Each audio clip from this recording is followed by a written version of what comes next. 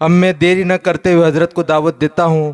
حضرت مولانا غلام مستانوی صاحب کے بڑے صاحبزادے حضرت مولانا حذیفہ صاحب، جو اس وقت جامعہ اشاعت العلوم کے محتمم صاحب ہے، آج ہمارے بیچ میں تشریف لائے ہیں۔ اللہ ہم تم کو انشاءاللہ ان کے بیانات کو سن کر، ان کے ملفوظات کو سن کر انشاءاللہ خوب عبرت حاصل کرنے کے اللہ ہمیں توفیق عطا فرمائے۔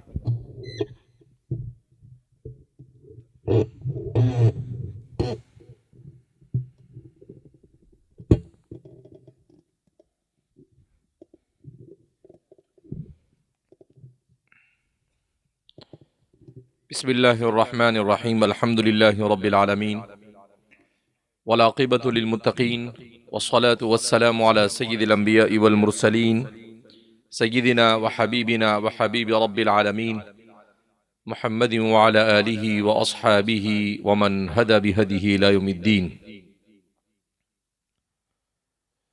قال اللہ تبارک وتعالی فی کتابہ المجید والفرقان الحمید، فاعوذ باللہ من الشیطان الرجیم، بسم اللہ الرحمن الرحیم۔ وَلَا تَمُوتُنَّ إِلَّا وَأَنْتُمْ مُسْلِمُونَ۔ وقال تبارک وتعالی فی مقام آخر، اذ قال لبنیہ ما تعبدون من بعدی قالوا نعبد إلهك وإله آبائك إبراهيم وإسماعيل وإسحاق إله واحدا ونحن له مسلمون۔ وقال النبي صلى الله عليه وسلم إذا مات الإنسان انقطع عمله إلا من ثلاث: علم ينتفع به أو ولد صالح يدعو له أو صدقة جارية أو كما قال صلى الله عليه وسلم۔ برادران اسلام، ہم اللہ رب العزت کا جتنا بھی شکر ادا کرے کم ہے کہ اللہ رب العزت نے ہمیں ایمان اور اسلام جیسی عظیم نعمت عطا فرمائی۔ ہم جس دور سے گزر رہے ہیں یہ فتنوں اور آزمائش کا دور ہے، اور فتنوں اور آزمائش کے اس دور میں سب سے زیادہ جس چیز کا احساس ہمارے دل میں زندہ کرنے کی ضرورت ہے وہ یہ کہ کس طرح سے میرا، آپ کا اور ہماری نسلوں کا ایمان موت تک ہمارا ساتھ لے۔ یہ دنیا کی اس وقت مسلمانوں کی سب سے بڑی ضرورت ہے۔ وَلَا تَمُوتُنَّ إِلَّا وَأَنْتُمْ مُسْلِمُونَ، کہ تمہیں موت نہ آئے مگر اسلام کی حالت میں۔ کیوں؟ اس لیے کہ انسان کی دنیا اور آخرت کی کامیابی کا راز یہ ایمان اور اسلام میں ہے۔ ایمان اور اسلام اگر انسان کو ملا ہے تو دنیا میں بظاہر اگرچہ انسان حالات سے گزرے، دنیا تو نام ہی ہے آزمائش کا، مگر اگر وہ ایمان اور اسلام کو بچانے میں کامیاب ہوتا ہے تو وہ کامیاب انسان ہے۔ اور اگر کسی آدمی کو دنیا کی ساری نعمتیں مل جائے، مال مل گیا، دولت مل گئی، عزت مل گئی، منصب مل گیا، عہدہ مل گیا، سب مل گیا، مگر وہ ایمان اور اسلام سے محروم ہے تو اللہ کی نظر میں نہ دنیا میں وہ کامیاب ہے اور نہ آخرت میں وہ کامیاب ہے۔ اگرچہ دنیا کی نظر میں، دنیا کے انسانوں کی نظر میں وہ کامیاب ہے، مگر انسانوں کی نظر کی کامیابی یہ کوئی کامیابی نہیں ہے۔ انسانوں کی نظر میں تو فرعون کے زمانے میں فرعون بھی کامیاب تھا، قارون بھی کامیاب تھا۔ لَتَنُوءُ بِالْعُصْبَةِ أُولِي الْقُوَّةِ إِذْ قَالَ لَهُ قَوْمُهُ۔ قرآن کریم نے قارون کے واقعے کو ذکر کیا کہ جب قارون حضرت موسیٰ علیہ السلام کی برادری سے تھا، إِنَّ قَارُونَ كَانَ مِنْ قَوْمِ مُوسَىٰ فَبَغَىٰ عَلَيْهِمْ وَآتَيْنَاهُ مِنَ الْكُنُوزِ مَا لَتَنُوءُ بِالْعُصْبَةِ أُولِي الْقُوَّةِ۔ قرآن کریم نے اس کے واقعے کو بڑا دلچسپ بیان کیا کہ قارون بنو اسرائیل میں سے تھا، من قوم۔ قرآن نے اسلوب بھی ایسا اختیار کیا، إِنَّ قَارُونَ كَانَ مِن قَوْمِ مُوسَىٰ۔ قرآن نے ایسا نہیں کہا إِنَّ قَارُونَ كَانَ مِن بنی اسرائیل، نہیں، قرآن نے کہا إِنَّ قَارُونَ كَانَ مِن قَوْمِ مُوسَىٰ، کہ وہ جلیل القدر نبی سیدنا حضرت موسیٰ علیہ السلام کی قوم اور ان کی برادری سے تھا۔ بلکہ بعض مورخین نے لکھا ہے، بعض مفسرین نے لکھا ہے کہ وہ حافظ التورات تھا، تورات کا حافظ بھی تھا، جو حضرت موسیٰ علیہ السلام پر جس کتاب کا نزول ہوا اس کا حافظ بھی تھا، مگر اس کے پاس دولت ہو گئی تو اسے اپنی دولت کا گھمنڈ آ گیا اور اس نے زکوٰۃ دینے سے انکار کر دیا. کہا موسیٰ علیہ السلام سے کہ میں زکوٰۃ وکات نہیں دوں گا. موسیٰ علیہ السلام نے کہا زکوٰۃ تو دینا پڑے. اس نے انکار کیا.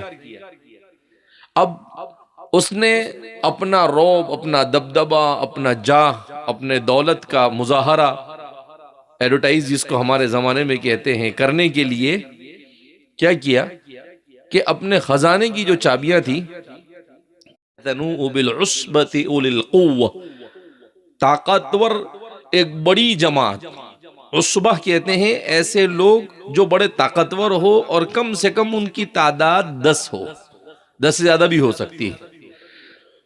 تو کہا طاقتور ترین قسم کے 10 لوگ اس کو اٹھانے پر قادر نہیں تھے، اتنی چابیاں تھیں. اب جب وہ نکلا اپنا رعب دکھانے کے لیے تو 2 قسم کے لوگ ہو گئے. بنو اسرائیل کی ایک جماعت نے کہا کہ دیکھو تو صحیح کتنی دولت ہے اس کے پاس، کاش ہم کو بھی ایسی مل جاتی. تو اس میں علماء بھی تھے کچھ، انہوں نے کہا کہ بھائی یہ بہت جو ٹپ ٹاپ دکھ رہا ہے نا اوپر، یہ میک اپ جیسا ہے، اس کو دیکھ کے بہت زیادہ امپریس ہونے کی اور بہت زیادہ مروب ہونے کی ضرورت نہیں ہے. کہا کہ اصل تو یہ ہے کہ اس کا انجام کیا ہوتا ہے. اب وہ تو پورے اپنے تم تڑاک کے ساتھ نکلا لوگوں کو بتانے کے لیے، اپنی دولت کا مظاہرہ کرنے کے لیے، اپنی دولت کا، اور پھر موسیٰ علیہ السلام کا مقابلہ کر رہا تھا. اللہ نے زمین کو حکم دیا، اس نے اس کو خزانے کے ساتھ زمین میں ڈھسا دیا. تو جو لوگ اس کی دولت کو دیکھ کر مغروب ہوتے وہ کہنے لگے کہ بھائی اچھا ہوا اپنے اس کے ساتھ نہیں تھے، نہیں تو اپن بھی ساتھ میں چلے جاتے. اپنے اچھا ہوا اس کے ساتھ میں نہیں تھے، نہیں تو اپنے بھی اس کے ساتھ میں کیا ہو جاتے، تھوڑی دیر کا مزہ اور ہمیشہ کی سزا. کہا اس میں اپنے بھی مبتلا ہو جاتے. اچھا ہوا بھائی بچ گئے. اور پھر اللہ سے کہنے لگے کہ اللہ تیرا فضل ہے، تو نے ایمان دیا، اسلام دیا، ٹھیک ہے دولت نہیں ملی کوئی بات نہیں، لیکن کم سے کم اس طرح کے عذاب سے تو کیا ہو گئے، بچ گئے. تو اصل کامیابی جو انسان کی ہے وہ کامیابی اس میں ہے کہ انسان موت تک ایمان کو لے کر جائے. قرآن کریم کی آیت کریمہ میں نے جو آپ حضرات کے سامنے پڑھی، اس میں قرآن کریم میں اللہ یہ فرماتے ہیں، کیا فرماتے ہیں؟ وَلَا تَمُوتُنَّ إِلَّا وَأَنْتُمْ، کہ تمہیں ہرگز موت نہ آئے. تاکید کے ساتھ وَلَا تَمُوتُنَّ، کہ تمہیں موت آنی ہی نہیں چاہیے مگر اس حال میں کہ تم اسلام کی نعمت سے سرفراز ہوئے. کہا اگر اس طرح سے تمہیں موت آئی تو تم کامیاب ہو. فَمَنْ زُحْزِحَ عَنِ النَّارِ وَأُدْخِلَ الْجَنَّةَ فَقَدْ فَازَ، جو جہنم سے دور کر دیا جائے گا قیامت کے دن اور جنت میں داخل کر دیا جائے گا، فقد فاز، تحقیق کہ وہ کیا ہو گیا، کامیاب ہو گیا. اور جو اس دن جہنم میں ڈال دیا گیا، جنت سے محروم کر دیا گیا، چاہے اس کے پاس دولت ہو، چاہے اس کے پاس عزت ہو، چاہے کچھ بھی ہو، مگر وہ ساری چیز اس کے لیے بیکار ہوگی. وہ اس دن کہے گا کہ بھائی کچھ نہیں ہوتا. اسی لیے حدیث پاک میں نبی کریم صلی اللہ علیہ وسلم نے ارشاد فرمایا، ایک ایسے انسان کو کل قیامت کے دن لایا جائے گا جس کے اوپر دنیا میں سب سے زیادہ مصیبتیں آئی ہوگی، پوری زندگی مصیبتوں کے ساتھ گزری ہوگی، مگر ایمان اور اسلام کے ساتھ مرا ہوگا. کیا کریں گے؟ فرشتوں سے کہیں گے اس کو صرف جنت کے اوپر سے یوں گزار کے لے کے جاؤ. جنت کو بھی دیکھے گا بھی نہیں، وہ صرف کیا کریں گے، اس کو صرف ایک راؤنڈ فلائنگ وزٹ جنت کا. تو یوں کر کر اس کو گزار کر لائیں گے اور اس کو پوچھیں گے کہ بھائی یہ جو دنیا میں تم 50 60 70 سال مصیبت کے ساتھ گزارے تم کو کیسا لگا؟ کہا کہ نہیں، وہ تو کچھ تھا ہی نہیں، وہ تو کچھ تھا ہی نہیں، میں تو بھول گیا. یہ تو اتنی بھاری نعمت یہاں پر ہے، وہ تو مجھے تو سب بھول گیا، میں اس کی تو کوئی حیثیت نہیں. اور پھر ایک ایسے انسان کو لایا جائے گا جس نے دنیا کے اندر میں صرف عیاشی کی ہوگی، اپنے پیسے اڑائے ہوں گے گھومنے میں، پھرنے میں، شراب میں، کباب میں، گانوں میں، اپنی جوانی کو سب چیزیں مطلب اپنا وقت، اپنی پوری زندگی اللہ کی نافرمانی میں گزاری ہوگی، خوب مزے اڑائے ہوں گے. کہے گا ایک کام کرو، اس کی فلائنگ وزٹ ذرا جہنم کی کرا دو. اس کو کس کی فلائنگ وزٹ کراؤ؟ جہنم کی. تو اس کو یوں کر کے گھما کے لا کے بولیں گے، وہ بولے گا بھائی دنیا میں کچھ دیکھا ہی نہیں میں نے تو دنیا میں کچھ بھی دیکھا نہیں. کیا کہاں گھومنے گیا، کون سی شراب پی، کہاں گھوما؟ نہ بھائی نہ، کچھ بھی نہیں، سب بھول جائے گا. تو اب اندازہ لگائے جس جنت کی فلائنگ وزٹ ایسی ہو اور جس جہنم کی فلائنگ وزٹ اتنی خطرناک ہو، تو انسان کو اللہ کے رسول صلی اللہ علیہ وسلم پر جس دین کو لے کر بھیجا گیا، اس دین میں انسان کو سمجھانے کی کوشش کی گئی کہ انسان صرف اوپر نہ دیکھے، انسان اس کے بعد بھی دیکھے. اس لیے کہتے ہیں نا کہ ہم جس دور سے گزر رہے ہیں یہ لیپا پوتی کا زمانہ ہے. کون سا زمانہ ہے؟ لیپا پوتی. وہ پاکستان کے ایک مسخرے تھے، عمر شریف نام تھا ان کا. تو کہتے تھے کہ یہ عورتیں میک اپ کرتی ہیں، یہ جب رات میں سو جاتی ہے تو وہ ایسے انہوں نے چٹکلا بنایا، یہ جب رات میں سو جاتی ہے منہ دھو کر تو فرشتہ بھی کنفیوز ہو جاتا ہوگا. یار دیکھا تو کچھ اور تھا اور یہ تو کوئی اور ماڈل ہے، کچھ الگ ہے کیا؟ تو فرماتے ہیں کہ یہ ظاہری لیپا پوتی جو ہے، یہ انسان دنیا کو انسان جب اچھی نگاہ سے دیکھتا ہے تو ایسا ہی ہے جیسا کہ میک اپ کر ایک بدصورت چیز کو خوبصورت بنا دیا گیا، کہ 4 پانی کے ٹپے اس کے اوپر گرے کہ ساری خوبصورتی سامنے کیا ہو جائے گی؟ آ جائے گی. یہ کیا ہے اور کیا نہیں ہے. لہذا اس بنا پر مسلمان کو سب سے زیادہ جس چیز کی فکر کرنے کی ضرورت ہے وہ اپنی آخرت کی فکر کرنے کی ضرورت. اور اس اپنی آخرت کی فکر کرنے کے لیے ہماری اپنی فکر سے زیادہ اب اپنی نسلوں کی فکر کرنے کی ضرورت ہے کہ ان کا ایمان سب سے زیادہ خطرے میں. کیوں؟ ان کا ایمان خطرے ہے موبائل کی وجہ سے، ان کا ایمان خطرے میں ہے تعلیم کی وجہ سے، ان کا ایمان خطرے میں ہے سوشل میڈیا کی وجہ سے، ان کا ایمان خطرے میں ہے انٹرنیٹ کی وجہ سے، ان کا ایمان خطرے میں ہے غلط صحبت کی وجہ سے، ان کا ایمان خطرے میں ہے ایسے اداروں میں تعلیم حاصل کرنے کی وجہ سے جہاں پر کفر اور شرک کے علاوہ کچھ نہیں پڑھایا جاتا. تو اس لیے مسلمانوں کو جو سب سے بڑی ضرورت اس وقت ہے وہ اس بات کی ہے کہ مسلمان، میں والد صاحب کے ساتھ میں نے 25 سال کام کیا الحمدللہ، بچپن سے لے کر 55 کے قریب تک ان کے ساتھ زندگی گزاری. تو انہوں نے جو اپنی زندگی کا مقصد بنایا تھا وہ یہ تھا کہ بھائی کس طریقے سے ہم حضرت یعقوب علیہ السلام کی طرح ایک فکر اوڑھ لے، ما تعبدون من بعدی، میرے بعد تم کس کی عبادت کرو گے.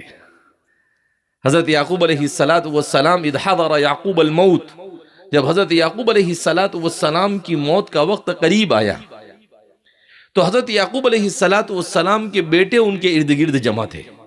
یعقوب علیہ السلام نے ان سے سوال کیا، ما تعبدون من بعدی.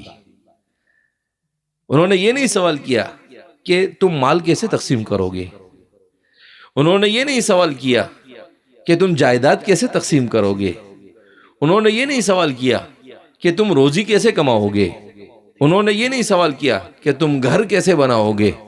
ایک نبی کی فکر جو ہر مسلمان کی فکر ہونی چاہیے وہ کیا؟ ما تعبدون من بعدی، تم میرے بعد کس کی عبادت کرو گے. کہا میں تو مر گیا، میں تو جا رہا دنیا سے، نبی ہوں انشاءاللہ کامیاب ہوں، مگر مجھے فکر تمہاری ہے کہ آخر تم میرے بعد کیا کرو گے. تو بہرحال وہ نبی کی اولاد تھی، تو انہوں نے کہا نعبد الہک و الہ آبائک ابراہیم و اسماعیل و اسحاق الہا واحدا، کہ ہم عبادت کریں گے اس معبود کی جس کی آپ نے عبادت کی اور آپ کے آبا و اجداد حضرت اسماعیل حضرت اسحاق نے عبادت کی. کہا جس کی ایک اللہ کی عبادت آپ نے کی ہم بھی اسی کی عبادت کریں. پھر ان کو اطمینان ہوا اور پھر وہ اس دنیا سے کیا ہو گئے؟ چل بسے. اسی فکر کا اوڑھنا یہ اس وقت امت کی سب سے بڑی ضرورت ہے. کیوں؟ اس لیے کہ تعلیم، ابھی یہاں بیٹھے بیٹھے میرے ذہن میں ایک بات آئی کہ قرآن کریم کی سب سے پہلی آیت اقرأ بسم ربک الذی خلق خلق الانسان من علق اقرأ وربک الاکرم الذی علم بالقلم علم الانسان ما لم يعلم، یہ 5 آیتیں ہیں جو سب سے پہلے قرآن میں نازل ہوئی۔ تو قرآن اللہ کی کتاب ہے۔ آج ہی شیخ الاسلام فقیہ اللہ حضرت مولانا تقی عثمانی صاحب کی تفسیر آئی تھی نئی چھپ کر، ایک تو حضرت کی 3 جلدوں میں آسان ترجمہ قرآن ہے اور ایک آسان تفسیر قرآن کے نام سے شروع ہوئی ہے، تقریباً 6 جلدیں آئی ہے ابھی، اور مشکل سے میرے خیال سے 5 یا 6 پارے ہوئے ہیں۔ تو اس کو پڑھ رہا تھا تو اس کے مقدمے میں حضرت نے لکھا کہ قرآن کریم یہ اللہ کی ایک ایسی کتاب ہے جس پر 1400 سال سے علماء اور اس امت کے لاکھوں انسانوں نے کام کیا اور قیامت تک کام ہوتا رہے گا، مگر قرآن کریم کے عجائبات اور اس کے لطائف اور اس سے مستنبط ہونے والے مسائل یہ کبھی ختم نہیں ہوں گے، کیوں؟ اللہ کی کتاب ہے۔ تو یہاں بیٹھے بیٹھے میرے ذہن میں بات آئی کہ قرآن کریم میں اللہ رب العزت اگر چاہتا تو سب سے پہلے کیا نازل کرتا؟ اللہ کے رسول صلی اللہ علیہ وسلم پر صلی، اے محمد نماز پڑھو۔ قرآن یہ بھی کہہ سکتا تھا کہ محمد مخلوق کی خدمت کرو، قرآن یہ بھی کہہ سکتا تھا کہ محمد، مگر نہیں، قرآن نے سب سے پہلے جس آیت کو نازل کیا اس میں کیا کہا؟ اقرأ بسم ربک، پڑھ اپنے پروردگار کے نام سے۔ اس سے ایک بات یہ سمجھ میں آتی ہے کہ چونکہ اللہ رب العزت عالم الغیب والشہادہ، اللہ کو معلوم تھا کہ قیامت تک کون کون سے مسائل سے یہ امت جوجھنے والی ہے، تو اللہ نے اپنے علم غیب کی بنیاد پر اس بات کو سمجھ لیا تھا کہ اس امت کا سب سے بڑا مسئلہ یہ ہوگا کہ یہ تعلیم کے نام پر تعلیم تو حاصل کرے گی مگر اسی تعلیم سے یہ اللہ سے دور ہو جائے گی، اس لیے اللہ نے کہا اقرأ بسم ربک، پڑھ اپنے پروردگار کے نام سے۔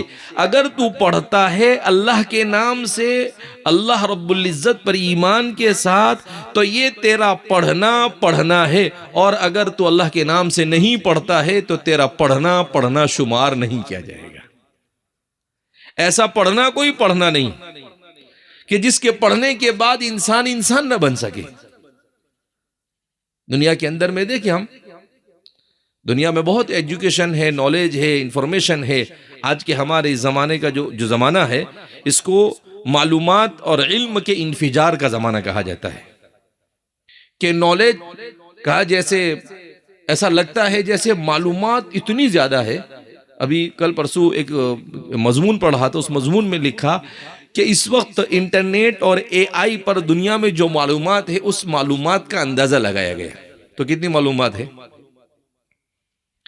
کہ دنیا میں جو اس وقت جو معلومات ہے وہ معلومات ہے 180 زیزا بائٹ۔ اب میں نے بھی پہلی بار سنا، ایم بی سنتے تھے، جی بی سنتے تھے، گیگا بائٹ، میگا بائٹ، لیکن یہ زیزا بائٹ کیا ہے؟ تو میں نے پہلے ڈھونڈا، میں نے بھائی یہ زیزا بائٹ نئی مصیبت کہاں سے آئی؟ نئے الفاظ نکالتے رہتے ہیں یہ لوگ۔ تو اس میں لکھا تھا کہ ایک زیزا بائٹ ہوتا ہے 1,00,000 گیگا بائٹ کا، 1,00,000 کروڑ گیگا بائٹ کا اس وقت دنیا میں انٹرنیٹ اور اے آئی کے اوپر جو معلومات ہے ایک اندازے کے مطابق وہ کتنی ہے؟ 180 زیزا بائٹ، یعنی 180 لاکھ کروڑ معلومات۔ اس وقت اتنی نالج اے آئی اور گوگل سرچ انجن وغیرہ کے اوپر اس وقت دنیا میں موجود ہے، مگر تعجب ہوتا ہے کہ اتنی زیادہ معلومات کے باوجود بھی دنیا کا انسان بن کر زندگی گزارنا نہیں سیکھ سکا۔ اس کو یہ نہیں معلوم کہ اپنے والدین کے حقوق کیا ہے، اس کو یہ نہیں معلوم اپنے بھائی بہنوں کے حقوق کیا ہے، اسے یہ نہیں معلوم ہے کہ اسے زندگی کیسے گزارنا ہے، اس کے اخلاق کیسے ہونے چاہیے، اس کا کردار کیسا ہونا چاہیے، کچھ پتہ نہیں۔ بس جانوروں کی طرح اڑتا ہے، جانوروں کی طرح دنیا کے پیچھے دوڑتا ہے، کھانا پینا اور پیسہ، بس یہی اس کی فکر کا محور ہے، اس کے علاوہ کوئی فکر نہیں اس کو۔ اللہ راضی ہو نہ ہو اس کی بھی فکر نہیں، ماں باپ کے حقوق، بھائی بہنوں کے حقوق، رشتہ داروں کے حقوق ادا ہو یا نہ ہو، ایسا لگتا ہے جیسے وہ اسی دنیا کے لیے بنا ہے اور اس کو مرنے کے بعد اللہ کے سامنے حاضر ہی نہیں ہونا ہے۔ اس طریقے سے وہ زندگی گزار رہا ہے۔ جبکہ ایسا نہیں ہے. ہر انسان کو اللہ کے سامنے حاضر ہونا ہے اور اللہ کو جواب دینا ہے. کیا جواب دینا ہے؟ عن عمرہ فیما افنا، زندگی کہاں گزاری، وعن شبابہ فیما ابلا، جوانی کو کہاں گزاری، وعن مالہ من این اکتسب وفیما انفقہ، مال کیسے کمایا اور کہاں خرچ کیا، وعن علمہ بماذا عمل بہ، اور علم کہاں سے حاصل کیا اور اس علم کے اوپر کتنا عمل کیا. کہا حضور فرماتے ہیں لا تزول قدم عبد، ہر انسان کو اللہ کے سامنے انڈیویجلی حاضر ہو کر ان 4 سوال کے جواب دینے پڑے. دنیا میں پیپر ہوتا ہے تو اس کو بہت زیادہ چھپا کے رکھا جاتا ہے. اللہ نے تو کہا کہ ہم تم کو سوال بھی بتا دیتے، جاؤ تیاری کرو تم. ہم نے سوال چھپایا نہیں، مگر اللہ کے یہاں پر سوال کا جواب جو ہوگا وہاں پر بناوٹ نہیں چلے گی، وہاں چٹھی چپاٹی نہیں چلے گی، وہاں پیپر اور چوری ووری نہیں ہوگی. وہاں تو جیسا ہوگا، جیسا انسان نے کیا ہوگا ویسا ہی انسان کو وہاں پر بھگتنا پڑے گا. حدیث میں آتا ہے نبی کریم صلی اللہ علیہ وسلم نے ارشاد فرمایا کہ اللہ رب العزت کہیں گے کہ بھئی جنہوں نے دنیا میں ہمارے لیے نماز پڑھی، ہمارے لیے سجدہ کیا، وہ سجدے میں چلے جائے. تو سب سجدے میں جانے کی کوشش کریں گے، کون کوشش نہیں کرے گا؟ لیکن فرماتے ہیں جنہوں نے دنیا میں نماز پڑھی ہوگی وہی جا سکے گا، اور جس نے نماز نہیں پڑھی ہوگی اس کی جو پشت ہے وہ تخت اور لکڑی کی طرح سخت ہو جائے گی. وہ 1000 کوشش کرے گا مگر وہ جا ہی نہیں سکے گا. اللہ کے یہاں آٹومیٹک نظام ہے. وہاں پر کیسا نظام ہوگا؟ آٹومیٹک نظام ہوگا.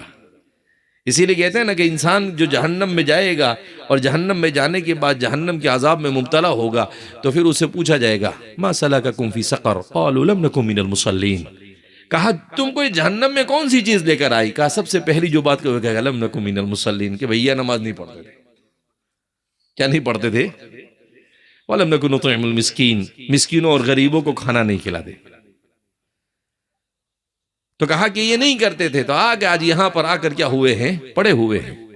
لہذا اس بنا پر ضرورت اس بات کی ہے کہ اپنے بچوں کو ہر جگہ پر، ہمارے والد صاحب کے توسط سے الحمدللہ تقریباً 50 سے زیادہ ڈاکٹری، انجینئرنگ، فارمیسی، LLB، نرسنگ، اس طرح کی D.Ed، B.Ed 50 سے زیادہ کالجیں اس ملک میں قائم ہوئی، جس میں اس وقت ابھی الحمدللہ تقریباً 30-40 ہزار بچے تعلیم حاصل کر رہے ہیں، اور 100 سے زیادہ مدرسے اور 90 سے زیادہ اسکولیں قائم ہوئی.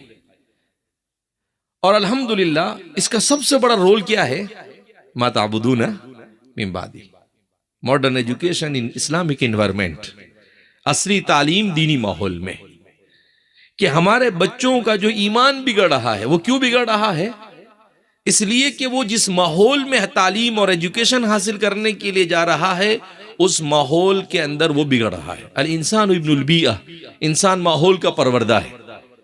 اگر اس کو اچھا ماحول ملتا ہے تو وہ اچھا بنتا ہے، اور اگر اس کو برا ماحول ملتا ہے تو وہ انسان برا بن جاتا ہے. گھر میں اگر ماں باپ نماز پڑھے تو بچے کو نمازی بنانے کے لیے بہت زیادہ محنت کرنے کی ضرورت پڑتی نہیں. جب گھر میں ماں باپ کو، بھائی بہنوں کو نماز پڑھتے ہوئے دیکھتا ہے تو بچہ خود بخود نماز کا بن جاتا ہے. لیکن وہی بچہ گھر میں ماں باپ تو نمازی ہے، مگر جب وہ اسکول میں جاتا ہے تو وہ دوسروں کے ساتھ رہتا ہے. اب زیادہ وقت اگر اس کا ان کے ساتھ گزرنے لگتا ہے تو وہی بچہ اس ماحول سے متاثر ہو کر نماز سے تو کیا دین سے بھی دور ہو جاتا ہے. اور ہم دیکھ رہے ہیں بہت سارے ایسے واقعات اور ایسے حادثات پیش آ رہے ہیں کہ ایمان اور اسلام کو چھوڑنے میں بھی جھجک محسوس نہیں ہوتی ہے. کوئی محبت میں گرفتار ہو کر ایمان کو چھوڑ دیتا ہے، کوئی مال کی لالچ میں ایمان کو چھوڑ دیتا ہے، کوئی نوکری کی لالچ میں ایمان کو چھوڑ دیتا ہے. تو یہ سب چیزیں کیوں ہو رہی ہے؟ اس لیے کہ ہمارا بچہ جس ماحول میں پرورش پا رہا ہے وہ ماحول اس کو ایسا ملا ہوا ہے کہ اس کے دل و دماغ سے ایمان اور اسلام کی اہمیت کو ہی ختم کر دیا گیا. اب جب دل و دماغ سے اسلام اور ایمان کی اہمیت ختم ہو گئی تو پھر آپ ڈاکٹر بناؤ، آپ انجینئر بناؤ، آپ فارماسسٹ بناؤ، آپ اس کو PhD کراؤ، ڈبل PhD کراؤ، چوبل PhD کراؤ، کچھ بھی کراؤ، لیکن نہ وہ اپنے کام کا، نہ امت کے کام کا، اور نہ اپنے ماں باپ کے کام کا. ہمارے والد صاحب نور اللہ مرقدہ فرماتے ہیں کہ جب جامعہ اسلامی اشاعت المکل کو شروع ہوا تو پہلی مرتبہ میں ساؤتھ افریقہ گئے. 81 میں، یعنی جامعہ کے شروع ہونے کے 2 سال بعد۔ اب بچے بڑھ گئے تھے اور بلڈنگ بنانی تھی، اور تو فرماتے میں وہاں گیا تو ہمارے ایک دوست تھے حاجی پاڑیا والد صاحب، فرماتے تھے انہوں نے لوگوں کو جمع کیا، تو مجھے کہا کہ مولانا ان کے سامنے آپ تقریر کرو، آپ کس مقصد سے آئے؟ تو والد صاحب نے کہا کہ بھئی میں اس مقصد سے آیا ہوں کہ بھئی ہم لوگ مدرسہ قائم کر رہے ہیں اور دینی تعلیم کی ضرورت ہے، اور اس کے اوپر میں نے روشنی ڈالی۔ تو ایک بوڑھے میاں کھڑے ہوئے اور کھڑے ہو کر پوچھنے لگے کہ مول صاحب یہ جو بچے آپ کے مدرسے میں پڑھیں گے یہ بچے کیا کریں گے؟ کیا سوال کیا انہوں نے، یہ بچے کیا کریں گے؟ تو والد صاحب نے کہا کہ یہ دین سیکھیں گے، اللہ کے حقوق کو جانیں گے، ماں باپ کے حقوق کو جانیں گے، بھائی بہنوں کے حقوق کو جانیں گے، امت کو دین سکھائیں گے اور اپنے ماں باپ کی خدمت گزار بنیں گے۔ کہا بس میرے زبان سے اتنا بولنا تھا کہ وہ زاروں قطار رونے لگے۔ والد صاحب کہے کہ میرے ذہن میں تو کچھ بھی نہیں تھا، میں ان کو جانتا نہیں تھا، پہچانتا نہیں تھا، میں خود پہلی مرتبہ وہاں گیا۔ تو پھر وہ کہنے لگے کہ مولانا ایسے ادارہ کی امت کو بہت ضرورت ہے۔ پھر وہ اپنی کہانی سنا لگے کھڑے کھڑے، کہنے لگے کہ مول صاحب میں نے اپنے بچے کو پڑھایا، اس کو ڈاکٹر بنایا، اس کے اوپر اتنا خرچہ کیا، آج دونوں ہم بوڑھے ہو گئے تو ہم کو اپنے گھر سے نکال دیا اس نے، نہ ہم کو کھلانے کو تیار، نہ ہم کو پلانے کو تیار، نہ ہم پر خرچ کرنے کو تیار۔ کہا ہم نے اپنی پوری زندگی کی کمائی ان کے اوپر خرچ کر دی اور آج ہم دوسروں کے محتاج ہونے کی کگار پر پہنچے ہوئے ہیں۔ کہا کہ مولانا ایسے ادارے پوری امت کو اس کی ضرورت ہے۔ تو والد صاحب کہتے ہیں کہ مجھے اس وقت میں نے کہا کہ دیکھو اللہ نے، میں نے تو ایسے ہی جواب دے دیا ان کو، کہا کہ امت کو یہی سکھانے کی ضرورت ہے، اور ماں باپ کی خدمت کا جذبہ یہ اس وقت ہی انسان میں پیدا ہوگا جب اس کے اندر میں دینداری ہوگا۔ اب آپ کہیں کہ بہت سارے لوگ تو دیندار ہوتے ہیں پھر بھی جذبہ نہیں ہوتا ہے، وہ اوپر وہ لیپا پوتی والے دیندار ہوتے ہیں، اندر والے دیندار نہیں ہوتے ہیں۔ جو اندر والا دیندار ہوتا ہے وہ کبھی ماں باپ کا نافرمان نہیں ہو سکتا ہے، وہ کبھی بھی ماں باپ کی خدمت سے دور نہیں ہو سکتا ہے۔ وہ ماں باپ کیوں؟ اس کو معلوم ہے کہ قرآن نے کہا وَلَا تَقُلْ لَهُمَا أُفٍّ وَلَا تَنْهَرْهُمَا وَقُلْ لَهُمَا قَوْلًا كَرِيمًا، کہ قرآن کہتا ہے کہ ان کو اف بھی مت کہو، ان کو جھڑکو بھی مت، اور ان کے ساتھ عزت کے ساتھ بات کرو۔ آج دیکھیں ہمارے معاشرے میں کیا صورتحال ہے، اس کی یہی وجہ ہے، یا تو جہالت ہے یا ایسا علم ہے جس علم میں معلومات تو ہے دنیا کی، مگر اس علم میں ماں باپ کے ساتھ کیسے سلوک کر رہا اس کا کوئی طریقہ معلوم نہیں۔ لہذا اس بنا پر ہم یہ کہتے ہیں کہ بھئی ہر جگہ پر جہاں بھی مسلمانوں کی کثیر تعداد ہو، ان جگہوں پر مسلمانوں کے اپنے تعلیمی ادارے فرام KG to PG، مسلمانوں کے اپنے تعلیمی ادارے علماء کی نگرانی میں ہونا انتہائی ضروری ہے، تو ہی ہم اپنی نسلوں کے ایمان کو بچا سکتے ہیں، ورنہ اپنی نسلوں کی ایمان کو بچانا اس وقت بہت بڑا چیلنج بن گیا ہے۔ کیوں؟ کہ ہم بچوں کو پڑھانا چاہتے ہیں، بچے بھی پڑھنا چاہتے ہیں، مگر ہمارے اگر ادارے نہیں ہیں تو یہ بچے کہاں جا کر پڑھیں گے؟ ایسے اداروں میں جا کر پڑھیں گے جہاں پر ان کے ایمان کو ابھی تک تو 50% تھا، 70% تھا، لیکن آج کتنے خطرہ لاحق ہے ان کو؟ 100% ان کو خطرہ لاحق ہے۔ جو نصاب تعلیم بنایا جا رہا ہے، اس نصاب تعلیم کو انڈین کلچر کے نام پر جو شرک اور کفر کو شامل کیا جائے، لیکن اگر ہمارے ادارے ہوں گے تو ظاہر سی بات ہے ہم ان چیزوں کو ہینڈل کر سکتے ہیں۔ جب ہمارے ادارے ہوں گے تو ہم اپنے ٹیچروں کو ایسے ٹریننگ کریں گے، ان کو اس طریقے سے سمجھائیں گے، اور اس طریقے سے ہم اپنے علماء کی نگرانی میں جب ان چیزوں کو کریں گے تو ان کے ایمان کو بچا سکتے ہیں۔ حضرت مولانا عبدالکریم صاحب پاریکھ وہ فرماتے ہیں کہ ایک مرتبہ میں اپنے گھر میں ایسے ہی صبح میں بیٹھا ہوا تھا، تو ہمارے گھر میں جو جھاڑو پوتا کرنے کے لیے عورت آتی تھی، وہ عورت آئی تو اس کے ہاتھ میں پیپر تھا مراٹھی، تو مجھے بہت تعجب ہوا اس کے ہاتھ میں پیپر دیکھ کر۔ میں نے اس کو پوچھا کہ بیٹا آپ مراٹھی جانتی ہو؟ تو اس نے کہا شیڈول کاسٹ سے تھی. اس نے کہا نہیں میں مراٹھی نہیں جانتی. تو کہا پھر یہ پیپر کیوں لے کر آئی؟ کہا اس نے جو جواب دیا اس نے میرے وجود کو ہلا دیا. مولانا فرماتے ہیں مولانا عبد الکریم پاریک صاحب حضرت مولانا علی میاں ندوی نور اللہ مرقدہ کے خاص پروردہ تھے، ناگپور میں رہتے تھے. قرآن کا ترجمہ وغیرہ بھی لکھا ہے، بہت ساری کتابیں بھی لکھی ہے آپ نے. تو فرماتے اس نے کیا جواب دیا معلوم مجھے؟ اس نے مجھے یہ جواب دیا کہ مولانا 40 سال پہلے کی بات کرتے ہیں. کہا یہ 50 پیسے کا پیپر ہے. کتنے کا؟ 50 پیسے. کہا یہ میری قوم کے لوگ نکالتے ہیں، مجھے پڑھنا نہیں آتا ہے، مگر یہ 50 پیسے میں سے 10 پیسے اس پر خرچ ہوتا ہے اور 40 پیسے جو ہے وہ کیا ہوتا ہے قوم کی تعلیم کے لیے ہم لوگ جمع کرتے ہیں. تو ایسے 40 پیسے کر تو میں یہ پیپر اس لیے لے کر آتی ہوں کہ میں تو نہیں پڑھ سکی مگر میری قوم کے بچوں کو تعلیم ملے، اس میں اتنا یوگدان دے سکتی ہوں. اپنی قوم کے بچوں کو تعلیم ملے اس میں کتنا یوگدان دے سکتی ہوں؟ روز کا 40 پیسے، 40 روپیے نہیں، کتنے؟ 40 پیسے کا میں اتنا یوگدان دے سکتی ہوں. اس وجہ سے یہ میں پیپر لے کر آتی ہوں، باقی اس کے علاوہ میرا کوئی مقصد نہیں. تو مولانا کہتے ہیں کہ میں سر پکڑ کے بیٹھ گیا. میں نے کہا کہ آج ہم کہاں ہیں اور یہ کہاں ہیں. اور آپ دیکھو ان لوگوں کا کیا حال ہے کہ انہوں نے اپنے بچوں کی تعلیم کی فکر کی ایک ساتھ مل کر، جس کا نتیجہ یہ ہے کہ آج بڑے بڑے عہدوں پر شیڈول کاسٹ کے لوگ کیا ہوئے ہیں؟ بیٹھے ہوئے ہیں. تو تعلیم یہ بہت ضروری چیز ہے، اس کے بغیر مسائل حل نہیں ہو سکتے. لیکن مسلمان کے لیے 2 چیلنج ہیں. مسلمان کے لیے سب سے بڑا چیلنج یہ ہے کہ ٹھیک ہے تعلیم ملے مگر یہ تعلیم ایمان کے تحفظ کے ساتھ ملنی چاہیے، اسلام کے تحفظ کے ساتھ ملنی چاہیے. اسی لیے ہمارے والد صاحب نور اللہ مرقدہ وہ فرمایا کرتے تھے کہ مسلمان کلیکٹر بنے، انسپیکٹر بنے، انجینئر بنے، ڈاکٹر بنے، مگر سب سے پہلے وہ سچا اور پکا مسلمان بنے. وہ کیا بنے؟ سچا اور پکا مسلمان بنے. کہا سچا اور پکا مسلمان بننے کے ساتھ یہ سب کچھ ہے تو ٹھیک ہے، اگر سچا اور پکا مسلمان نہیں ہے، وہ انجینئر ہے، وہ ڈاکٹر ہے، وہ کچھ بھی ہے، وہ تیسمر خاں بھی ہے، تو ہمارے بھی کام کا نہیں، اپنے بھی کام کا نہیں. اپنے کام کا اتنا ہو سکتا ہے کہ اس کی دنیا میں نام ہو جاوے، کچھ کام پیسہ بن جاوے، ورنہ وہ نہ اپنے خاندان کے کام کا، نہ امت کے کام کا، اور آخرت میں اپنے کام بھی نہیں آئے گا.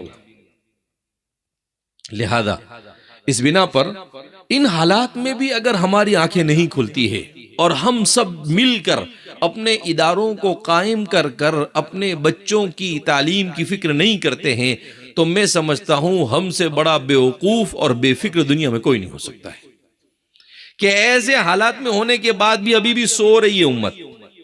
اور کیسے سو رہی ہے کہ وہ سونے والا سویا ہے نا گہری نیند میں، اس کو ہلا ہلا کے تھک جاؤ پھر بھی نہیں اٹھتا ہے، تو ایسے ہی سو رہے ابھی بھی ہم لوگ. اور جیسے کہ سر نے ابھی کہا، ماسٹر صاحب نے کہا کہ بھئی ٹانگ کھینچو، تو میں تو اپنے بیان میں کہتا ہی رہتا ہوں کہ ہماری امت، تو اس امت کو اگر مجھے کوئی بولے کہ کیا لقب دینے کا تو میں بولوں ٹانگ کھینچو امت. کون سی امت ہے؟ ٹانگ کھینچو امت. وہ سمندر کے اندر میں ایک وہ ہوتا ہے، مچھلی نہیں ہوتی ہے، ایک کیڑا ہوتا ہے، کھیکڑا بولتے ہیں اس کو. تو ایک آدمی کھیکڑے پکڑ رہا تھا. اب وہ کھیکڑا پکڑتا تھا اور پکڑنے کے بعد ڈول میں ڈال دیتا تھا. اب ڈول خالی تھی، اوپر سے کچھ رکھا نہیں تھا، ڈھکن وغیرہ نہیں رکھا. تو دوسرا وہاں سے گزرا، وہ کھیکڑے کی فطرت سے واقف نہیں تھا. اس کی کھیکڑا جو ہوتا ہے اس کا نیچر اور فطرت کیا اس کو معلوم نہیں تھی بیچارے. تو وہ وہاں رک گیا اور رک کے بولتا ہے بھائی تو یار اتنی محنت کرتا ہے، اتنی محنت سے پکڑ کر اس میں ڈالتا ہے، اوپر ڈھکن رکھ دے، یہ اندر نکل کے باہر واپس چلے جائیں گے. تو بولتا ہے بھائی تو کام کرنا یار جانا. تو یہ بولتا ہے کہ بھائی اچھی بات بولتا ہوں تو بولے تو کام کر جانا. کہا بھائی ایسا نہیں ہے، تو اس کو پہچانتا نہیں ہے. میں اس کو پہچانتا ہوں. بولے کیا؟ بولے یہ ایک اوپر چڑھتا ہے نا تو نیچے سے 2 ٹانگ کھینچتا ہے اس. تو کسی کو اوپر چڑھنے کا موقع ملتا نہیں ہے، تو کوئی اوپر آ ہی نہیں سکتا ہے. کیونکہ ایک اوپر کا چڑھا کے نیچے سے دوسرے 2 ٹانگ کھینچنا کیا کر دیتے؟ شروع کر دیتے. تو اپنے کھلا رکھے تب بھی ایک بھی اوپر آنے والا ہے نہیں. یہ سب کیونکہ جیسے ہی ایک اوپر چڑھے گا دوسرے 2 ٹانگ کھینچ کے اس کو کیا کریں گے؟ آگے چل آجا نیچے، تو ہم بھی نیچے ہے، تو بھی اوپر نہیں جائے گا اور ہم بھی اوپر نہیں جائیں گے. تو یہ ہماری امت کا حال ایسا ہے کہ دشمن کی سازش تو دوسرے نمبر پر، ہم خود اپنوں کی سازشوں کا شکار ہے، ہم خود آپسی اختلاف اور انتشار کا ایسا شکار ہے، کوئی کسی پر بھروسہ کرنا چاہتا نہیں، کوئی امانتداری اور دیانتداری کے ساتھ کام کرنا چاہتا نہیں ہے. تو ظاہر سی بات ہے کہ یہ کام ایسے نہیں چلتا ہے. یہ حالات دنیا کے اندر میں جو آتے ہیں تو یہ حالات اللہ ایسے ہی نہیں بھیجتا ہے. اللہ دنیا میں حالات بھیجتا ہے، ان حالات کے پیچھے کوئی نہ کوئی وجہ ہوتی ہے. وَمَا رَبُّكَ بِظَلَّامٍ لِّلْعَبِيدِ. تاتاریوں کے زمانے میں مسلمانوں کو بہت مارا گیا، اتنا مسلمانوں کو مارا گیا کہ اس زمانے میں امام ابن اسیر نے کتاب لکھی ہے الکامل فی تاریخ. میں نے خود پڑھا ہے اس کتاب میں عربی کی عبارت. اس میں انہوں نے لکھا ہے کہ مجھے ایسا لگتا ہے کہ اب قیامت قریب آ گئی اور دنیا کیا ہو جائے گی، ختم ہو جائے گی. یعنی اتنا مسلمانوں کو مارا گیا کہ ایسا اس زمانے کے بڑے بڑے علماء یہ سوچنے لگے کہ یار اب دنیا بہت لمبا چلنے والی ہے نہیں. لیکن اللہ کا ایسا احسان اور اللہ کا ایسا فضل کہ اس کے صرف 30 سال کے بعد وہی تاتاری دشمن اسلام میں داخل ہوتا ہے، اور پھر صرف داخل نہیں ہوتا ہے، پوری دنیا میں گھوم گھوم کر اسلام پھیلاتا ہے. تو ان کے زمانے میں، تاتاریوں کے زمانے میں، ایک مرتبہ تاتاری بادشاہ جنگل سے گزر رہا تھا تو ایک عالم کو پکڑ کر لایا گیا. کہا کہ یہ جھوپڑی دیکھو کون ہے اس میں. بادشاہ نے کہا، ظالم بادشاہ تھا، تو پکڑ کے لاؤ اس کو. لائے تو وہ ہمارے علماء میں سے کوئی عالم تھے، ان کا نام بھی تاریخ مورخین نے لکھا ہے، اس وقت میرے ذہن میں نہیں ہے. جب ان کو لایا گیا تو ان کو لا کر پوچھا گیا کہ کون ہو تم؟ تو کہا کہ مسلمان ہوں. کہا کیا تمہارا مشغلہ ہے؟ کہا میں عالم ہوں. کہا مسلمان حق پر ہے؟ کہا مسلمان حق پر ہے. کہا جب مسلمان حق پر ہے تو مسلمانوں کو ہم مار رہے ہیں، پھر بھی مسلمانوں کا خدا کیوں ان کی مدد نہیں کرتا ہے؟ اور ہم کو اتنا پاور، ہم کو اتنی طاقت کیوں دی ہے؟ وہ بھی اللہ والے تھے، وہ ڈرے نہیں اس سے. انہوں نے ٹھنڈی سانس لی اور ٹھنڈی سانس لے کر کہا کہ میرے ایک سوال کا جواب دو گے؟ کہا کیا؟ کہا جب آدمی گھر سے بکری کا ریوڑ لے کر نکلتا ہے تو ساتھ میں ایک کتا بھی رکھتا ہے. بکری کا ریوڑ جب چرانے کے لیے نکلتا ہے تو ساتھ میں کیا رکھتا ہے؟ ایک کتا بھی رکھتا ہے. کہا ایک کتا کیوں رکھتا ہے؟ تو وہ سوچنے لگا، پھر اس کے بعد کہا کہ اس نے کتا اس لیے رکھتا ہے کہ اگر بکری میں سے کوئی ادھر ادھر ہو جاوے تو وہ کتا اس کو کیا کرے؟ واپس ریوڑ میں لا کر کیا کر دے؟ رکھ دے اور تھوڑی سی چوکیداری کرے. تو کہا کہ تمہاری حیثیت تاتاریوں کی حیثیت اسی کتے کی ہے کہ یہ امت اللہ کے دین سے دور ہو کر ادھر ادھر بھٹک رہی ہے. اللہ نے تم کو بھیجا کہ ان کو مار مار کے واپس لاؤ ان کے راستے پر. کہا اس کے علاوہ اور کوئی تمہاری حیثیت کچھ ہے نہیں. تو وہ 2 منٹ کے لیے اس کا دماغ ہینگ ہو گیا، وہ پریشان ہو گیا کہ یہ اتنا خطرناک جواب دیا انہوں نے، کیا کیا جائے. وہ بالکل پریشان ہو گیا. لیکن اس کے دل کے اندر میں یہ بات بیٹھ گئی کہ یار بات تو اس نے صحیح کہی ایسا لگتا ہے.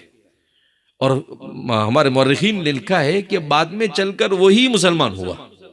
اس کے دل میں بات بیٹھی کہ یار کتنا معقول جواب دے اس بندے نے. تو اس لیے یہ اللہ کا دین ہے، یہ قیامت تک ختم نہیں ہونے والا ہے. جو آدمی اللہ کے دین کے ساتھ جتنا وابستہ ہوگا وہ اتنا کامیاب ہے، اور جو دین سے جتنا دور ہوگا وہ ناکام ہو جائے گا. لہذا اس بنا پر ہمیں اپنے مسائل کا حل مل بیٹھ کر سوچ کر کرنے کی ضرورت ہے.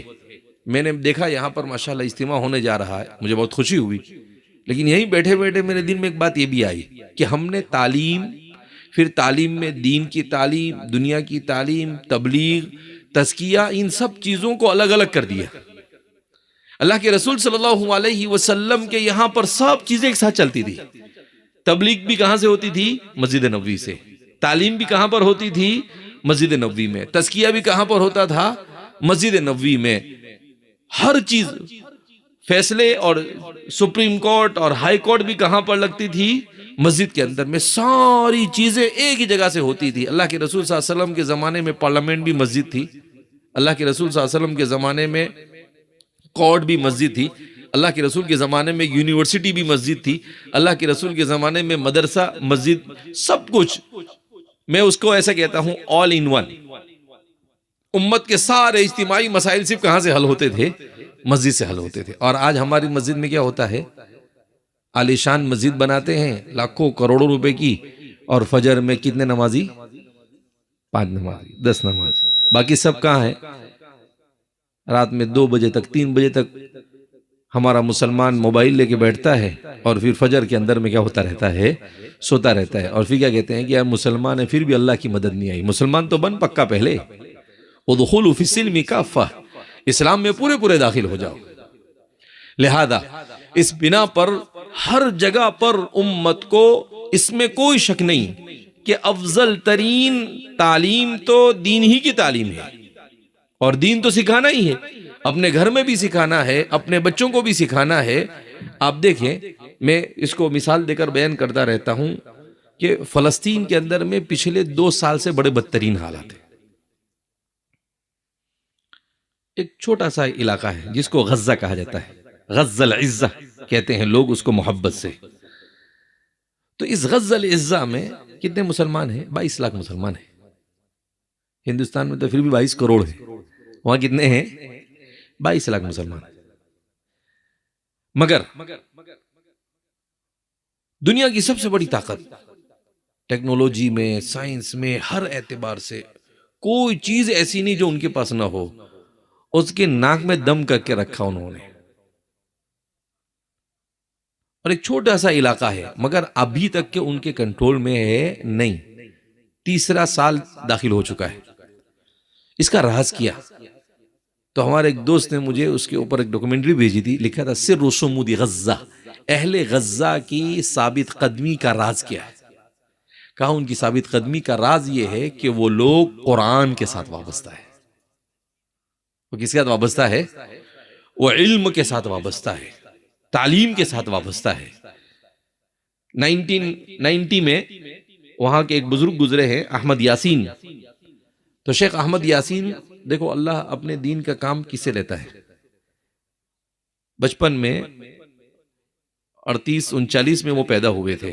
اس وقت ان کے کسی دوست نے مستی میں ان کو زمین پر پٹک دیا، جس کی وجہ سے ان کی کمر میں کوئی تکلیف ہوئی، ان کے ہاتھ بھی شل ہو گئے، اور ان کے پاؤں سے بھی وہ معذور تھے، صرف بول سکتے تھے، اس کے علاوہ کچھ نہیں کر سکتے تھے۔ مگر اسی حالت میں انہوں نے علم دین حاصل کیا جامعہ ازہر سے، اور علم دین حاصل کرنے کے بعد جب وہ فلسطین آئے تو فلسطین آنے کے بعد اپنے لوگوں سے کہا کہ بھائی دشمن بڑا طاقتور ہے، مگر مومن اس سے بڑا طاقتور ہوتا ہے، اس لیے ہمیں اپنے ایمان اور اسلام کو بچانے کی کوشش اور فکر کرنی ہے۔ اس کے بعد کیا کیا انہوں نے؟ اس کے بعد انہوں نے کہا کہ بھائی اپنے پہلے قرآن کو پکڑ لو، اور کہا کہ ہم یہ پروگرام بناتے کہ اگلے 10 سال میں ہر گھر کے اندر میں کم سے کم ایک حافظ ہونا چاہیے، ہر گھر میں کم سے کم ایک حافظ ہونا چاہیے غزہ کی۔ تو فرماتے ہیں کہ 1990 میں انہوں نے پروگرام بنایا، اور 2000 تک کے ہر گھر میں ایک بچے کا حافظ بنا دیا گیا۔ پھر اس کے بعد انہوں نے سوچا کہ یار حافظ تو بن گئے بچے، ان کو قرآن سمجھانا بھی ہے، ان کو سائنس اور ٹیکنالوجی بھی پڑھانا ہے، تو انہوں نے ایک یونیورسٹی قائم کی، الجامعۃ الاسلامیہ غزہ، غزہ اسلامک یونیورسٹی۔ اور اس یونیورسٹی میں انہوں نے ہر طرح کی تعلیم بھی دینا شروع کی۔ اب بچہ حافظ بھی ہوتا تھا، تفسیر، حدیث، سب چیزیں پڑھتا تھا، اور ساتھ ساتھ میں آگے کی سائنس اور ٹیکنالوجی کی تعلیم بھی حاصل کرتا تھا۔